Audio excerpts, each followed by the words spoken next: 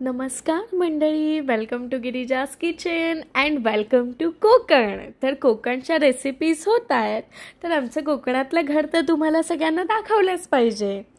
तर हे जे समोर दिसतंय हे आमचं छोटंसं कोकणातलं घर आहे. तर एक छोटासा स्मॉल ओव्हरव्ह्यू तुम्हाला मी घराचा दाखवते. तर हा आमच्या घरी जाण्यासाठी असा छोटासा प्रायव्हेट ब्रिज आहे. ॲक्च्युली आधी काय होतं, एक खालून अशी पायवाट होती आणि तिथून असं वरती यायला लागायचं. पण प्रॉब्लेम काय व्हायचा की जे घरातली मोठी माणसं आहेत किंवा जे पाहुणे आहेत किंवा जे बाहेरून येतात त्यांना असं ह्या एवढ्या अडगळीच्या वाटेने घरी येता येत नव्हतं. तर मग बऱ्याच वर्षानंतर माझ्या बाबांनी हा आमचा प्रायव्हेट छोटासा ब्रिज बांधला. आणि ही जी तुम्हाला झाडं दिसत आहेत ही पावसाळ्यामध्ये इतकी छान हिरवी गार असतात आणि सुंदर असं वातावरण आमच्या इथे पावसाळ्यामध्ये असतं.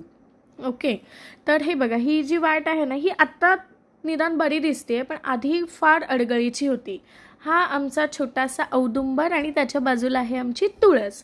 आणि इथून अशी मागे आमची बाग आहे जिथे नारळ, पोफळ, आंबे, काजू, फणस आहेत. हे आमचे पिताश्री जे चहा घेत आहेत आत्ता.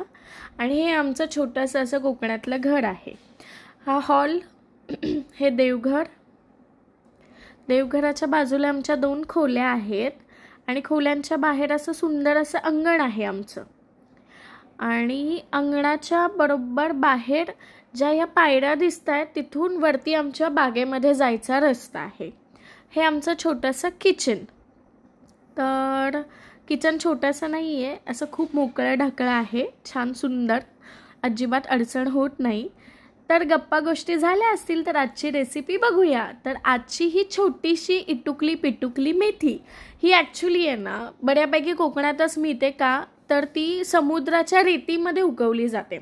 आणि बाहेरसुद्धा आता आजकाल सगळीकडेच सगळं मिळतं, पण ही जी मेथी आहे ती कोकणातच उगवली जाते आणि समुद्राच्या रेतीमध्ये. तर माझी आई इथे मेथी साफ करते, कारण ही साफ करणं खूप अवघड आहे. खूप त्याच्या सगळ्या एक म्हणजे जी मेथीची जुडी आहे ती सगळी वेगळी करून तिला धुवायला लागते. का तर मी तुम्हाला म्हटलं समुद्राच्या रेतीत उगवते, त्याच्यामध्ये खूप प्रचंड वाळू असते आणि जर ती व्यवस्थित धुतली नाही तर ती खूप अशी म्हणजे खाताना मग ती कचकच लागते. त्याच्यामुळे ती छान अशी मोकळी करून एक सिंगल करून ती धुवायला लागते. तर आजचा जो स्पेशल मेन्यू आहे तो हाच आहे, इटुकली पिटुकली छोटीशी मेथीची भाजी. तर अगदी कोकणी पद्धतीची आपण बनवणार आहोत. तर इथे मेथीची भाजी धुवून ती जुडी तिची मोकळी करून अशी सिंगल करून घेतलेली आहे आपण. त्यानंतर ती मोडून घेणार आहोत आपण. बऱ्यापैकी अशी हातानेच मोडायची, याला काही सुरी विळीची काही गरज नाही आहे. छानपैकी मोडून घ्यायची. आणि सिटीमध्ये मी बघितलं, आम्ही जनरली पुण्याला राहतो, 20 रुपयाला 2 आणि 3 एवढूशा जुड्या देतात.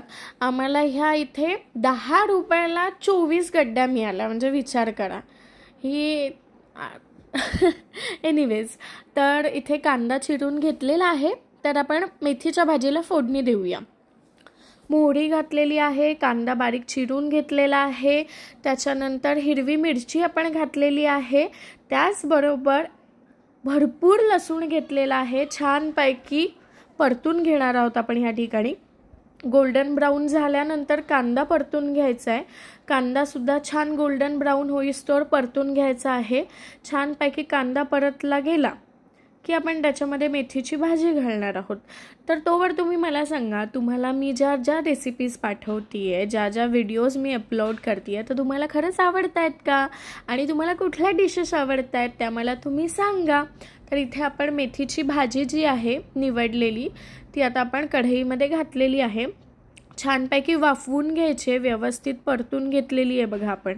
छान परतून घ्यायचे वाफेवरतीच. तुम्ही आता याच्यावरती एखादी प्लेट ताट ठेवलं की आपोआप शिजून निघेल छानपैकी आणि अगदी लवकर भाजी होते, कारण भाजी एकदम कोवळी आहे. तुम्ही बघितली एवढीशी नाजूक आपण मेथी घेतलेली होती. आणि खोबऱ्याशिवाय कुठलंही जेवण अपुरं आहे, जसं तुपाशिवाय. तर इथे आपण भरपूर असं खोबरं घालणार आहोत भाजीमध्ये. भाजी बघा किती सुंदर झालेली आहे. याच्यात पाणी वगैरे आपण काही घातलं नव्हतं, पण मेथी असो कोबी असो झाकण जेव्हा आपण त्याच्यावरती घालतो तर त्याला त्याचं पाणी थोडंसं सुटतंच. आणि काय झालेलं आहे, थोडंसं साखर घातल्यामुळे काय होतं, ऑटोमॅटिकली थोडंसं पाणी सुटतं भाजीला. तर आता भाजी पूर्ण ड्राय झालेली आहे. त्याच्यामध्ये आपण ओल्या नारळाचं खोबरं घातलेलं आहे. खोबरं खवललेलं आहे, मिक्सरमध्ये बारीक केलेलं नाही आहे. तर भाजीचा जो स्वाद आहे तो वेगळाच लागणार आहे. पुढचा व्हिडिओ कुठला टाकू नक्की सांगा. तुम्हाला आमचं घर आवडलं का ते सांगा. थँक्यू. Welcome to Girija.